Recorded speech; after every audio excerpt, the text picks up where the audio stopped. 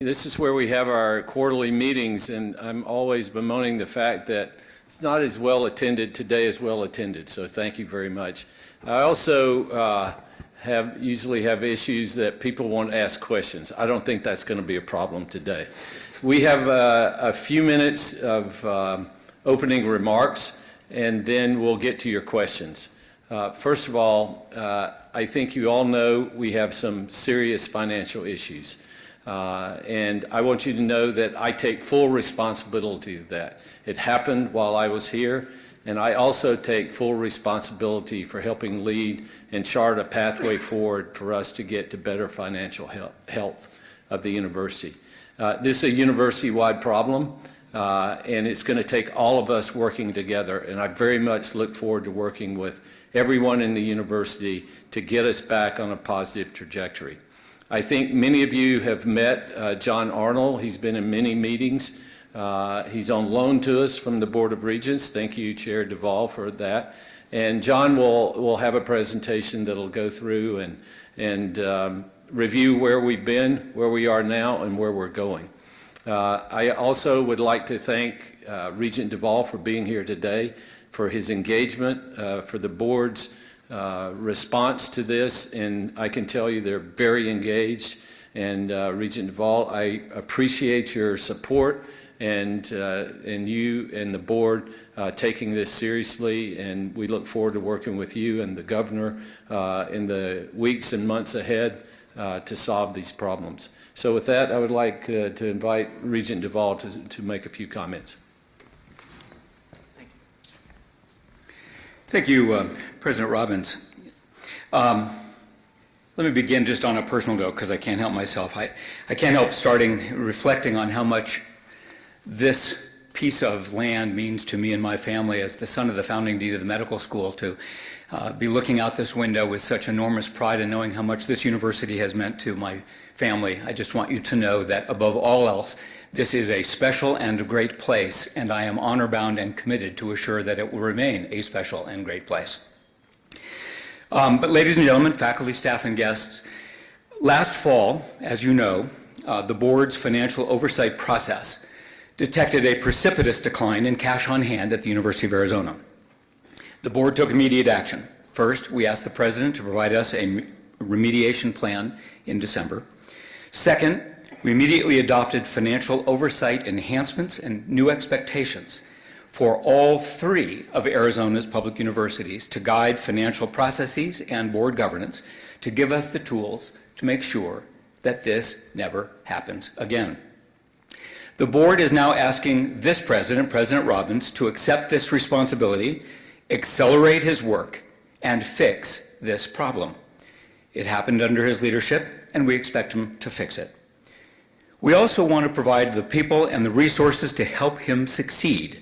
To that end, given his vast experience in budgeting, we've asked, as the president said, ABOR Executive Director John Arnold to assume the role of interim chief financial officer here at the university. John is uniquely qualified for this task. He is one of the state's foremost budget experts, having served Arizona for decades, including as the state budget director during the Great Recession, the leader of the School Facilities Board for 10 years, crisscrossing the state on behalf of K-12, and for the last 9 years at the Arizona Board of Regents. He brings singular expertise to this task. In addition, ABOR has retained two nationally renowned forensic firms with significant higher education experience to provide third-party advice and validation for the information that we are producing and decisions that we are making. We want to not only ensure that nothing was missed, but also triple-check our work. Now, John, in a moment, will get into the specifics of how the university got here, but let me just say first, there are some national factors to be sure, COVID, athletics, and others, and some factors that are unique to this university and how it has been operating. There will be changes here. The changes will be far-reaching, many will be difficult, and they are all necessary. If we do this correctly, these changes will place the University of Arizona on a stronger footing, one that will provide the foundations for long-term success. But know this, above all, everything we do will be in service of our primary obligation to serve the students and to assure the long-term success of this great and special institution. This board will lead a process that is accelerated, that is transparent, and will hold people accountable. We start by making 3 absolute red line commitments. 1, we will not break promises to any current student. 2, we will not cut needs-based aid for any Arizona student. 3, we will not touch retirement benefits for faculty and staff. Those simply are off the table. What we will do is bring strong, decisive action. And speed is important. We will work closely with everyone impacted, and we appreciate the engagement to date of all of the various faculty components of SPEBEC, of Gary Rhodes and the calibration team, and others throughout the campus for their help and engagement. But let's be clear, we don't have the benefit of time. Every day that we operate digs us, the way we have been, digs us a deeper hole. Consultation will absolutely improve our work, but undue delay will make turnaround more difficult. So I'm asking everyone on this campus that is involved to raise your line of sight. This is a university-wide problem, and we must address it university-wide. We are all too often used to thinking about our department or our school. I am asking that you think about this as our university. And let me conclude with this. The University of Arizona is strong. It's a strong university with world-class teaching, research, and brilliant students. Enrollment is strong, and private support continues to grow at record levels. We have a storied history, and we have a bright future. This university affords the freedom and the resources for each member of it to pursue their great work of seeking and sharing knowledge. Through this process, we must not only solve the deficit, but we must maintain the ideals and the environment that protects this great work. Bear down.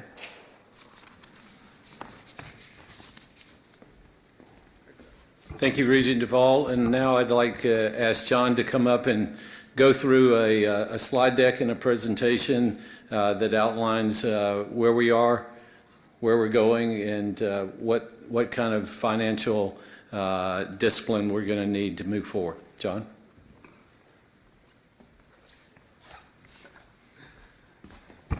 Thank you, President. And thank everyone for being here today. I deeply appreciate your interest and your cooperation in these matters. I'm John. It's nice to meet you all. I've met many of you in person over the last few weeks, and some I've known for years, so it's good to see everybody here today. I've been on campus for about 6 weeks now, and just am overwhelmed with the welcome and the response. Deeply appreciate just how positive everybody's been. Many of you have said to me that you knew there was something wrong here. And I've been enthused about the energy that I've heard about getting to work to fix those problems. I think there's a real desire to just let's identify the issues and then set them right. Over that 6 weeks, we've worked with many of your staff, many of you directly, and done an overall analysis of the university's financial position. I want to specifically thank Garth for all of his work he's done out of the budget office, really putting in a lot of extra time over the last few weeks to really nail this down, and appreciate the support and welcome from that staff as well. We're going to go through a lot of information today, and I would appreciate it. Let me get through it. As the President said, we'll take some questions once we get to the other side. But what we have found through that 6 weeks is we believe the university is currently operating with about $177 million operating deficit. That's a big number, but it is a correctable number. Additionally, we've identified this issue in time. The university is not currently in any kind of financial jeopardy. We started the year with over $700 million in the bank. We are okay. The university is not in any imminent danger. However, our spending patterns are dangerous, and we're going to have to turn that cost curve over the next several months. While we need to work with some pace as we do that, we do have some time to work with deliberation. So we are looking to solve this problem over the next 18 to 36 months, and we're going to need all of your cooperation to do so. Before we get into the specifics, the President specifically asked me to go over this slide and really think about our mission and our core values. And you'll note that mission statement is to continuously improve how we educate and innovate. That will be our guiding principle as we go through this, is to improve. And we believe firmly that we can come out of the other side of this better at how we educate and better at how we innovate. The core values, integrity, compassion, exploration, adaptation, inclusion, and determination will also guide this process as we go through it.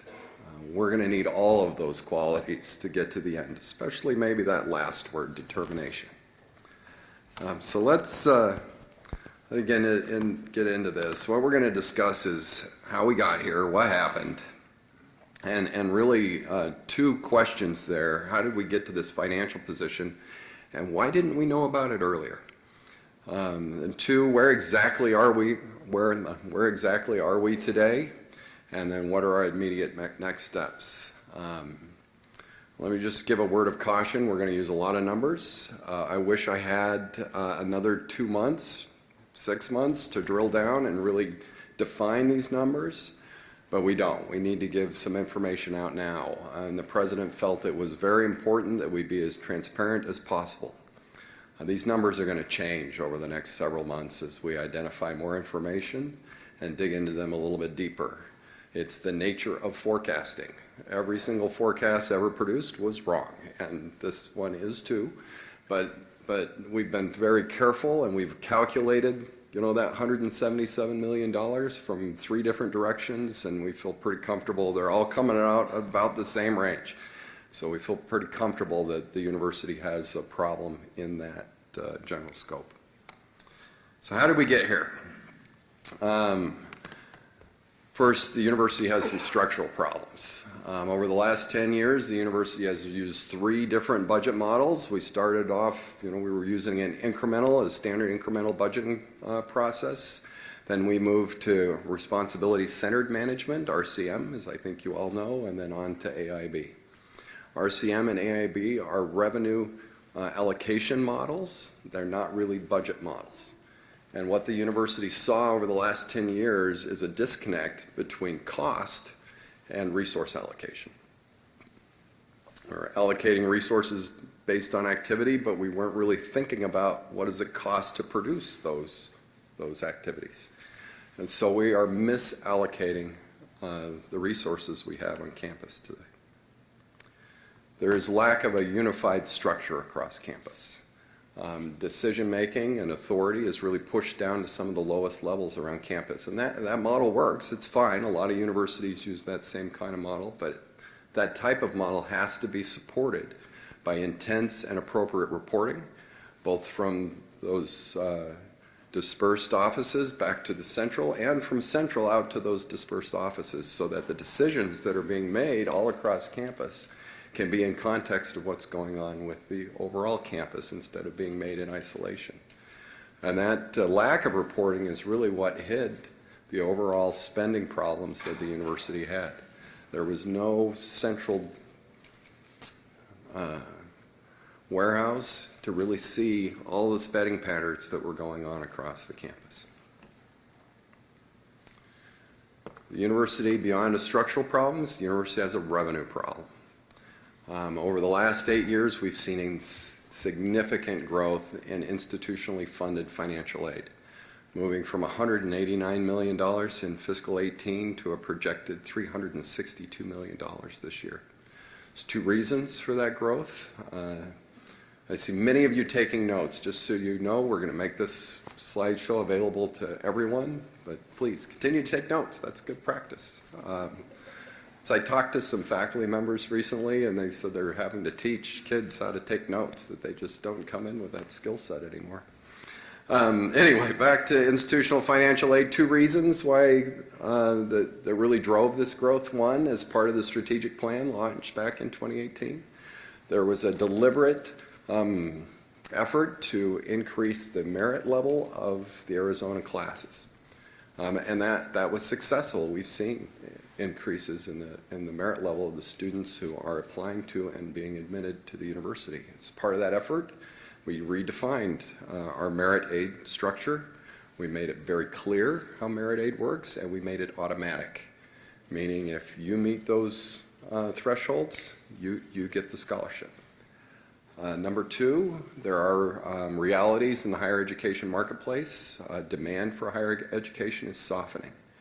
That's being driven by both demographic issues and perception. You can read any poll in the United States and see that perceptions toward the value of higher education is diminished. And so when you have lowering demand, you lower price to increase demand. And so this excessive discounting was done both to increase the merit level of our student base and to maintain and grow our student base. Well, that's led to a flattening of our revenue model. The projected revenue per student on this campus today is the same as it was in 2018. Since 2018 to today, you'll be surprised to hear we've had some cost inflation. And so what we saw is significant increases in our cost per student and flat revenue per student. So surprise, we have a budget deficit.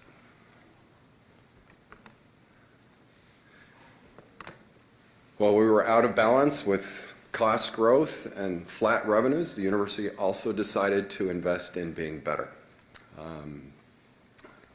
6 years ago, the president launched the strategic plan initiatives. We've spent about $140 million on those initiatives over the last 5 years. Additionally, we saw several unit levels decisions to also be better. That's, I don't know, inspired by what the president was preaching. We said, we can do this too. We saw a number of decisions to either through investments in scholarship, investment in students, to add to those costs. The university also set a goal, and the Board of Regents set the goal to reach $1 billion in research. Well, a healthy percentage of that is funded with institutional dollars. And we've seen significant growth in those institutionally funded research dollars. And then finally, there are a number of external factors that have impacted the university over the last several years. Inflation being number one. 8% inflation last year, significant inflation the year before that. That largely manifests itself through salary. And our personnel costs have gone up significantly. COVID, and while the federal government ultimately paid for many of the costs related to COVID, that period changed our focus. And it really camouflaged what was going on in campus and the underlying weakness in the university's financial model. And then finally, athletics. Over the last 5 years, the athletic model in the United States has been flipped on its head. And this is both driven by NCAA deregulation, which has added significant costs to our athletics departments all across the country, and a change in the revenue model. The revenue that was projected to be there for college athletics has not materialized. You've seen that in the confusion around national athletic organizations and others. So this is a problem that is not unique to the University of Arizona and one we're going to have to deal with. I already mentioned the other problems of demographics and changing market. The higher education market as a national industry has taken several hits over the last 4 or 5 years. It's no surprise that there's a large number of universities across the country that are having conversations like the one we're having today. So all these factors conspired together to produce widespread deficit spending across campus. The university has 81 colleges and divisions. Of those 81, 61 are currently in budget deficit. That's 75% of our colleges and divisions are currently in budget deficit. This is not an athletics problem. This is not a problem in the president's office. As Regent DuVal said, this is a university-wide problem. And we need to look at it, and we're going to have to solve it on a university-wide level. So where did the money go? Well, there's been so much misinformation in the media and on campus and out there about what happened in fiscal 2023. There's been this idea that through some strange mystical event, $240 million disappeared. We lost $240 million last year. None of that is accurate, so let me just tell you exactly what happened. In fiscal 23, we started the year with $845 million in cash. We ended the year with $705 million in cash. That is a net change of $140 million. The university overspent its budgets by $140 million last year. Where did that go? $61 million, those 81 colleges and divisions overspent by $61 million. Athletics was over budget by $32 million. We spent $15 million out of reserves on the strategic plan. We spent $26 million, and we call this unallocated leases, utilities, institutional costs. So what happens? We allocate the revenue out to the 81 budget units. We don't allocate all the costs out to those 81 budget units. And so there's about $26 million of cost that sits at the center of the university that everybody says, well, that's not my cost. And so we've been funding that out of cash reserves for the last several years. There was a 27th payroll in fiscal 2023. Well, so typically the university has 26 payrolls in the course of a year, but since we pay every 2 weeks, the calendar shifts over time, and about every 11 years there is a 27th payroll, and it happened to be in fiscal 23. There were deferred payroll taxes under the CARES Act during COVID. The federal government allowed us not to pay payroll taxes, but when that expired, they said, we want our money, and that happened to also be in fiscal 23, about $18 million. And then the university acquired UAGC on June 30th of 2023, and when we acquired them, they had $47 million in operating cash that became our cash on that day. And so they impacted the university as $47 million as a net positive to the university. All of that totals up to $140 million reduction in cash. So where are we today? Specifically, we started the year with $705 million, and let me just note, these calculations are before any interventions. And as you all know, we've already started some of those interventions, and there will be more to come, so we very much believe we're going to beat these numbers by the end of the fiscal year. Those 81 colleges and divisions are now overspending by $116 million. You'll note that significant jump between fiscal 23 and fiscal 24. That's largely, almost exclusively explained by payroll increases, personnel costs. Athletics, another $32 million. They're over budget. Those same unallocated costs, $24 million. We're winding down the strategic plan, but there's still $3 million in spend in fiscal 24. And then UAGC is now operating as a unit of the university, and they're currently on track to operate at about a $2.5 million deficit.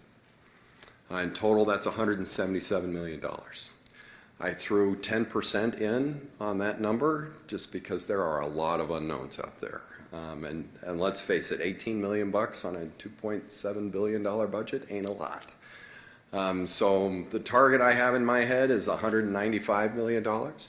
So 705 minus 195 is $510 million. So again, we end this fiscal year with about $500 million in the bank. And at 510, our projected days cash on hand would be about 70 days. Again, before any interventions. So many people ask me, well, where did the money go? What happened? And you know, as we've gone through this, really three things. We invested in students through excessive financial aid. We invested in faculty and staff, trying to retain and attract faculty and staff, largely through salary increases. And athletics. We absorbed a $30 to $35 million hit that the university has not had in the past. So actions taken to date, you're all aware of these. Hiring freeze, compensation freeze, procurement freeze, travel restrictions. These are temporary actions. We put those in place to slow spending in the current fiscal year, to give us a chance to get our arms around what was going on in campus. Now we're going to have to move to permanent solutions. These will all be lifted on July 1st, but it'll be because we're implementing permanent solutions at that time. How will we move forward? So everybody gets nervous at this part. Before I start on that, let me tell you what we're not going to do, and Regent DuVal noted a couple of these already. We are not going to reduce need-based aid for Arizona students. The board and the president, myself, we believe we have a moral obligation to bring Arizona students to this campus, and we're going to do everything we can to do that. We will not be reducing need and merit-based aid for any current or accepted student. We've made commitments to those students. This university is going to keep those commitments. We will not be eliminating tuition guarantees for any current or accepted student. We will not be instituting furloughs. Again, that is a temporary measure. We need permanent measures. And we will not be reducing or touching any retirement benefits. So what are we going to do? We're going to start with athletics. As Regent DuVal noted, we'll be bringing in a third-party national accounting firm to help with that process, both to verify the information inside the athletics department and help us review the administrative structure there, make sure we're operating the most efficient and effective athletics department in the country. We're going to reset their budget. We will install hard caps on spending, meaning the university has to be able to plan for what we're going to spend on athletics and then live within that plan. We need to enhance the revenue outcomes at athletics. Revenues for this year are projected to be about the same as they were prior to COVID.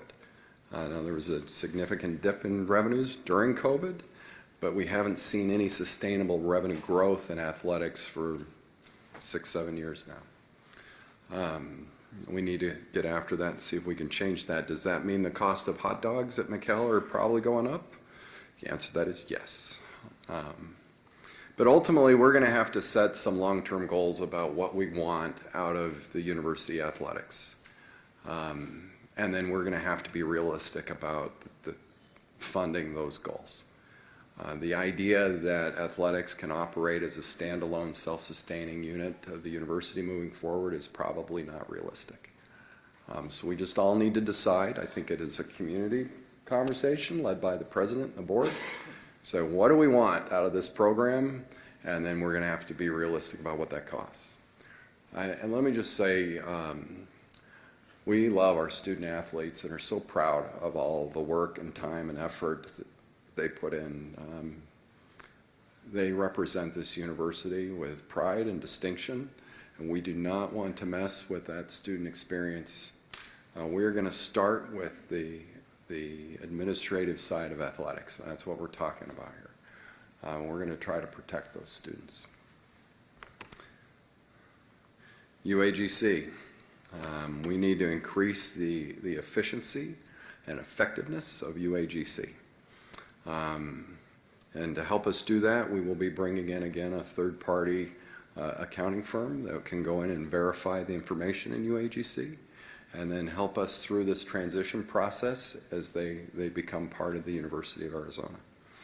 As I noted, in fiscal 23, $47 million positive cash impact on the university.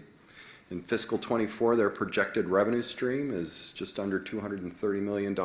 Their projected operating expenses are just over $232 million, with a projected net loss of $2.4 million. We need to reverse that projected net loss, and we need to do it now. They're projecting a $3.1 million gain. We think we can beat that. UAGC was a fully realized university when they were acquired. University of Arizona is a fully realized university, meaning they have all of those same structures, and there's a lot of overlap between what UAGC is doing and what the University of Arizona is doing. And we need to do an efficiency review and then make sure we're in alignment and not duplicating efforts where we don't need to duplicate. And we need to do that at pace. We're going to reduce administration. The president asked me to approach solving this problem and approach reducing costs through the window of administration first. The goal there will be to produce cost savings, reduce bureaucracy, and improve outcomes. And if we can't do those three things, then we're going to come up with a different plan. Number one, he's asked me to review every single vice presidential position, and really vice provost, associate, assistant VPs, to see if we need those positions moving forward. So we will start that process immediately. He's also asked us, we're also going to be centralizing certain administrative functions. Business and finance, facility management, human resources, IT, marketing, communication, university advancement. You know, because we've worked in such a decentralized decision-making structure, the administrative, each of those points of authority has built up an administrative structure to support that decision-making, which makes sense. But it's created a lot of duplication across campus and inconsistencies across campus. So we need to really go out and build a University of Arizona administrative structure.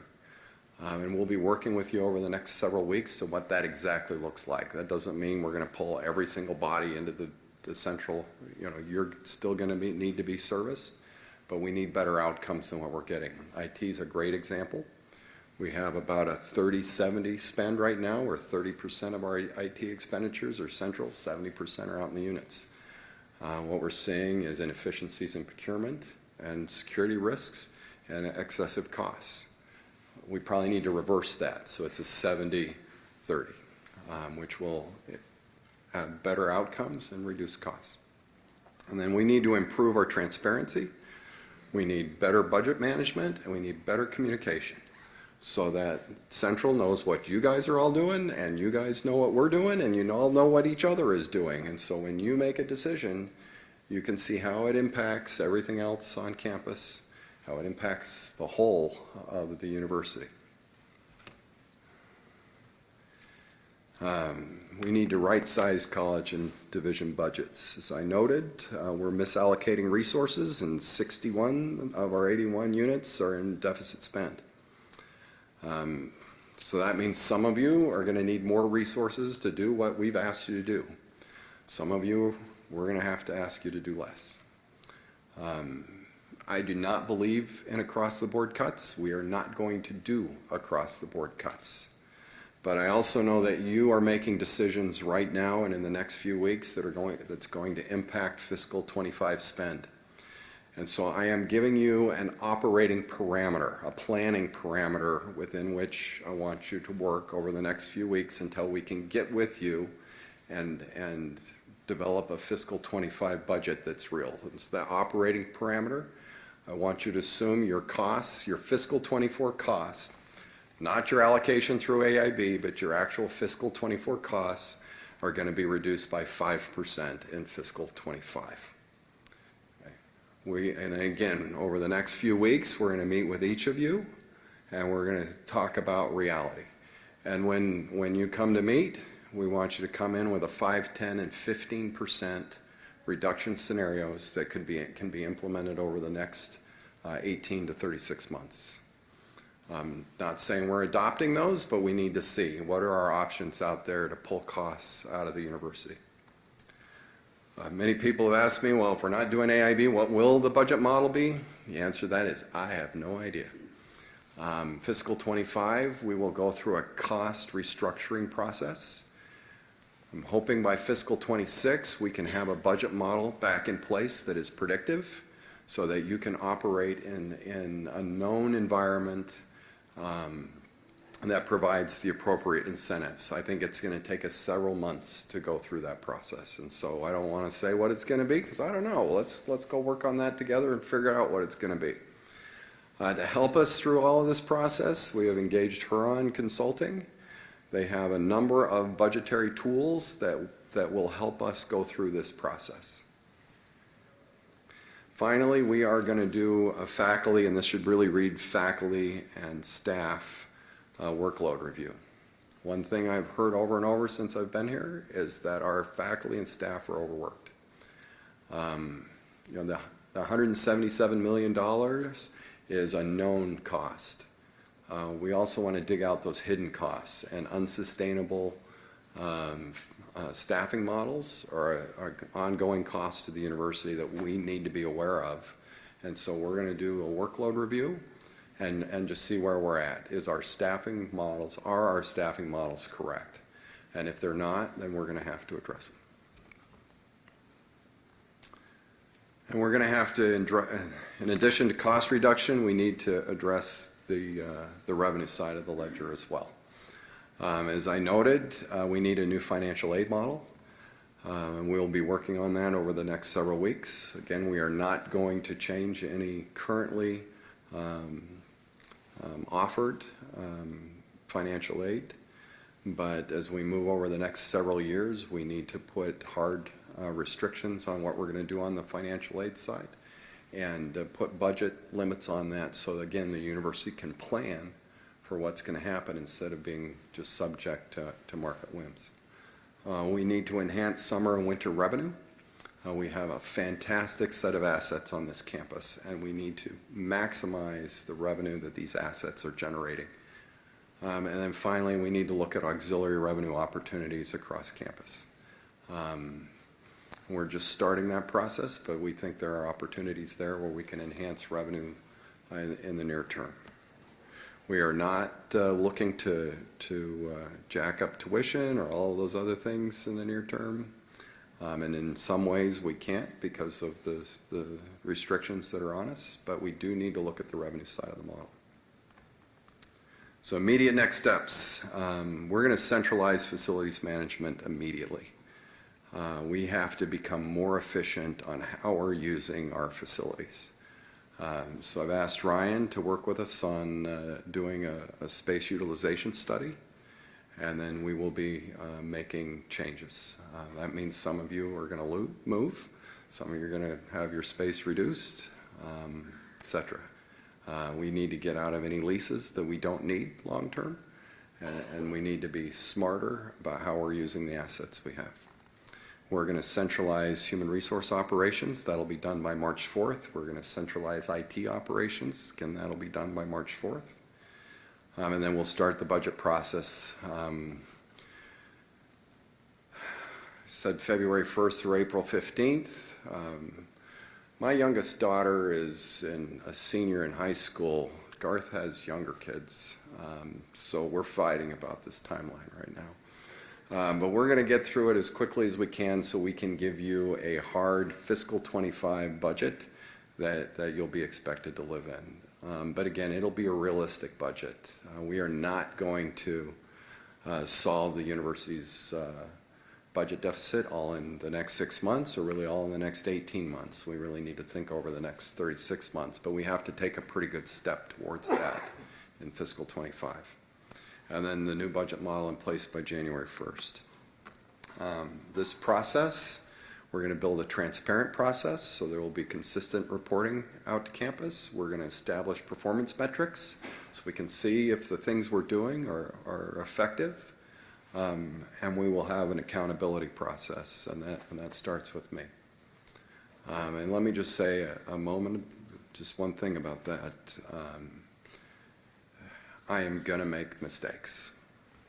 It's going to happen.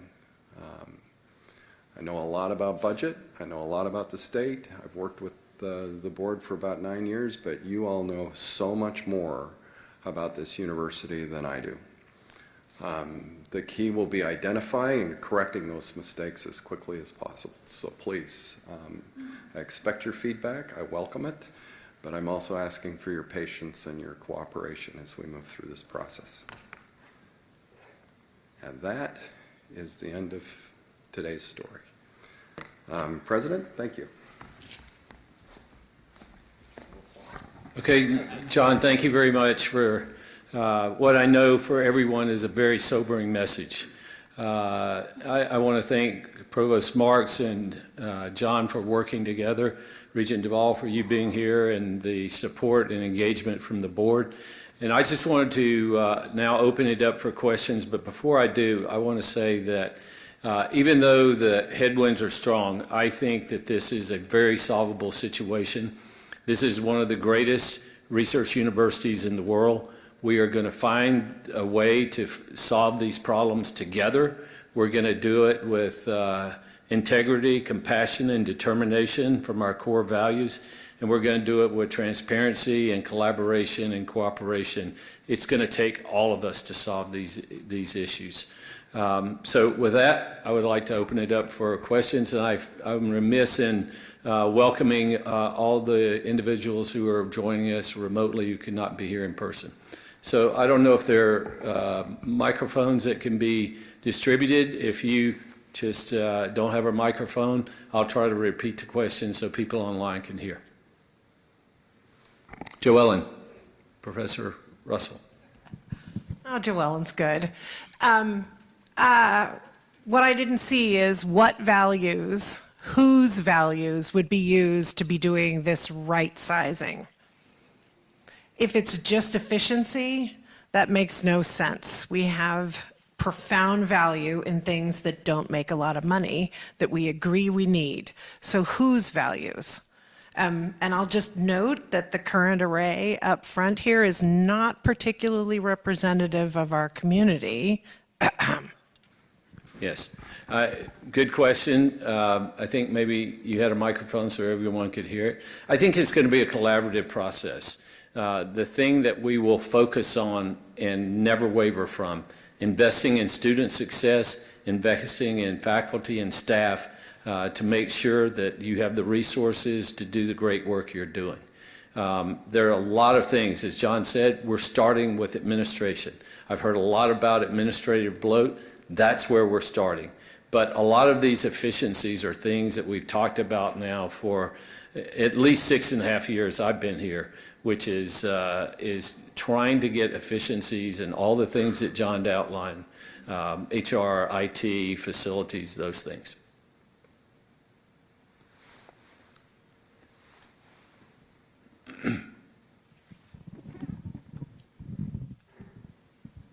Hi, my name's Colette Scott. I work in health sciences in the Clinical Skills Center, and I've been here for 3 years and have seen tremendous growth in the programs in health sciences.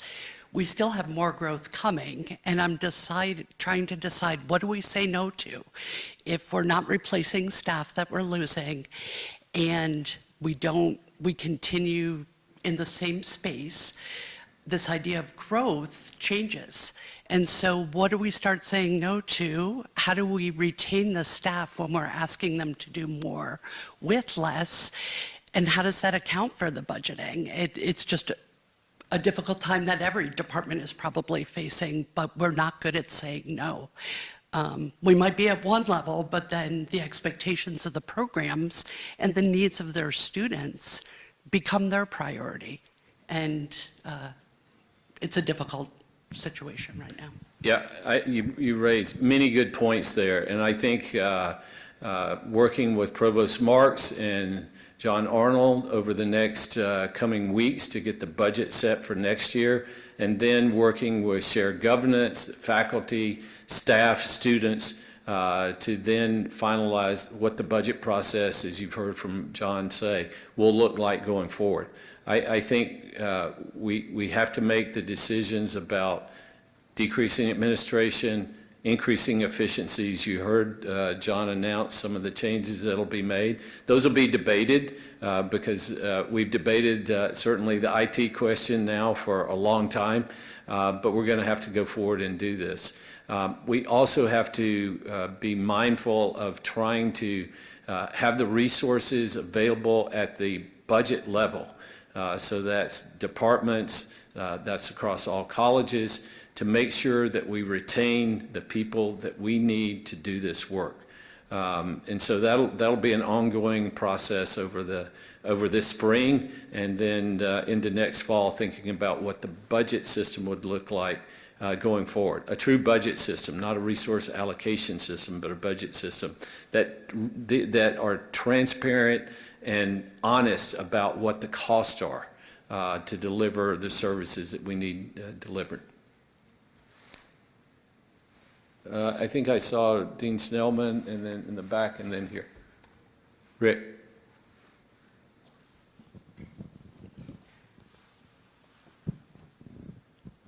Thank you. What I didn't hear is anything about college revenue, the ones that we generate. And I'm not talking about tuition. But while you're doing this process, long before this happened, last summer, my college decided we needed to create more revenue. It just seemed like a good idea. And so we started back then, and now we're doing it. And then with some words that came out either from John's mouth or from something on the newspaper or whatever else, how are you going to handle that? Because we're going to create more revenue. What are you going to do with it? No, that's a big problem. Thank you. Go ahead, John. I would say we want to incentivize everyone to increase revenue, while at the same time talking about these efficiencies and cost reductions. We can't continue to have deficit spending. Moreover, I think we want to make these changes in efficiency without harming our students, our faculty, staff, in this entrepreneurial, innovative spirit that we have here that makes us one of the great research universities in the world. John, do you have any additional things? A couple of things. This on? I think so. Okay, good. It doesn't sound like it from down here. Let's see if it is. Yep, it's on. So a couple of things on that front. So the university really operates two budgets. What we call the allocated revenues that come in, and these are largely tuition revenues, student revenues, some auxiliary revenues, state funding. And then we have locally generated revenues, and a lot of these fall into a restricted budget. This budget is largely out there just running at a break-even pace. Everything we've talked about today is in this bucket. We're not going to mess with this bucket. Largely, we can't. But as you talk about, okay, our division, our department is I've heard two conflicting arguments. We're running a revenue, you shouldn't mess with us. We have departments that are core to our values that are losing money. You can't mess with them. Well, I can't do both. So either this is a university-wide problem, or only those departments that are generating profit survive. And I don't think that's where we want to be. So we need to, as Regent DuVal asked, we need to elevate our vision a little bit. We're a university. We're not a series of, loosely connected departments and colleges. And we need to think about ourselves as a university if we're going to really solve this. Okay, we had several other questions in the back. Yeah. Thank you. Yes, Chris Seagren, Communication Department. President Robbins, first of all, I want to thank you very much for inviting us here and bringing this distinguished panel of guests before us. We greatly appreciate it. My question, I believe, is perhaps for Regents DuVal and Arnold, although perhaps anybody on the board can answer this. We are all aware that Governor Hobbs seems to be looking for three things very quickly: a report, a plan, and a change in personnel. So I'm wondering if you can just briefly comment on where we're at with those, what kind of timeline, if you think you can meet these very short deadlines that she's put forth. Thank you. Yeah, thank you for your question. The governor is both governor and a regent, cares very deeply about the university. Her budget request reflects that she cares deeply about this university, and we're grateful for her engagement. She has given us a number of her views. Look, she is a strong leader with strong views. That's what we would hope from her, and we're grateful to get them. She asked us to draw a red line around Arizona students, and we have. She's asked us to bring a auditing firm to task and to bear to bring third-party credibility to this exercise, and today, as per our announcement, we have. We are highly tuned to her directions and her suggestions and appreciate them. But what she is really talking about is making sure that we are transparent and communicating in a way that all the stakeholders, both in the university and in the community at large, understand what we're doing, why we're doing it, and what our objectives are to assure the long-term success of the university. And in that, we are fully aligned. sort of 3 rows down. Yes, we could get a mic there.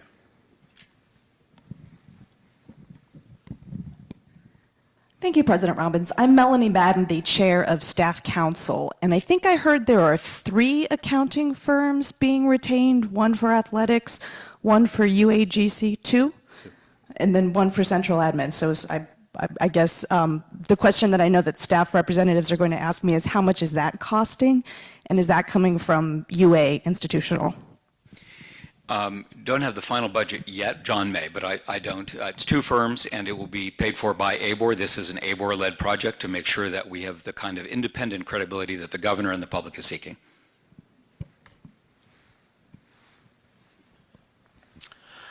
Thank you. Good afternoon. I'm Wolfgang Fink. I'm the chair of the Committee of 11, the oldest committee of the University of Arizona in shared governance. I have a question to John Arnold, please, and thanks for agreeing to meeting with us later this week. You mentioned on your slides a budget reset for athletics, if I recall it correctly. Can you elaborate what you mean by that? Is this a forgiveness of the incurred debt, or is it a total reset, or what do you mean by that? Thank you. Thank you. And we're just starting that process, so I don't have all of the answers to those questions yet. We will be developing those in the next several weeks. But as we get into this, I think we just need to be realistic about what are the costs of a modern university athletics program, and then how are we going to fund those costs. We're going to try to maximize the revenues that come out of athletics. We're going to make the athletics department as efficient as possible. Then we're going to have to make decisions about what do we want out of our athletics programs, and then decide how to fund those. And Doctor, let me just add, look, we're not unique in this instance. Outside of the SEC, every university in the country is facing an upside-down athletics department. The dynamics around media rights not covering the costs, obviously the change having to do with name, image, likeness. There are lots of new changes that are taking place in this model, and yet we are cognizant that we want our students to have a full undergraduate experience, and our out-of-state students, who are so essential for a healthy balance sheet, are looking for that. So this is a community conversation that we all need to have together. Okay. Yes. Hi, I'm Christine Duddleston. I'm a staff member here on campus. I've been around for a very, very long time. I just have a general question in regards to the efficiencies, right, that we are discussing here and how we intend to improve them. Specifically, the university was going through a financial modernization. Is that still continuing? Will our systems be updated to, improve with the efficiencies, right? What are the plans? Yeah, well, first of all, thank you for hanging in here and staying with us for so long and all the work that you do. Many of the things that were in this investment from the strategic plan had to do with Trellis and other updates to the systems. And maybe, I don't know if John's gotten this far into looking at this about do we need to continue to invest in systems that will help us be more efficient? Thank you. And this gets back to we need to build out the structure so we can operate as a university. Enterprise is as good a word as any, and that's both in restructuring our chart of accounts and the accounting system and all of that so it's consistent, and then giving the tools out to the departments and colleges and divisions so that they have the information they need. I'm just getting into the financial modernization program and where we're at in that program. But we are going to have to solve that problem as we move forward. And if the existing solution set is the right one, we need to go look at that or not. But it gets back to what are our goals, and those goals have to be on the table. And I would just add, we can't stop investing in things. We need to continue to invest in the things that are core to this university, our students, our faculty, staff, our research mission, and our service mission. I mean, we are the land-grant university, and I'll be going on Wednesday to testify at the House Appropriations Committee. I'm sure I'm going to get lots of questions. I welcome them because I believe we've got a plan that will help us get through this, but we can't continue to run this great university and be successful without making some investments along the way. Any other questions? Yes, Aman. Maybe this would be the last question, Aman. I'm sorry. We could stay here all afternoon, and I look forward to continued engagement, and I encourage you all to reach out to us, to Ron, to John, myself, in the coming weeks, months, and years. So, Iman, you get the last word. Okay, I will make it short and simple. I am Iman Hakim, Dean of the College of Public Health. And my question is related to the fact some colleges and units have accumulated some reserve over the year for their strategic planning. And we were told that the reserve will be kept.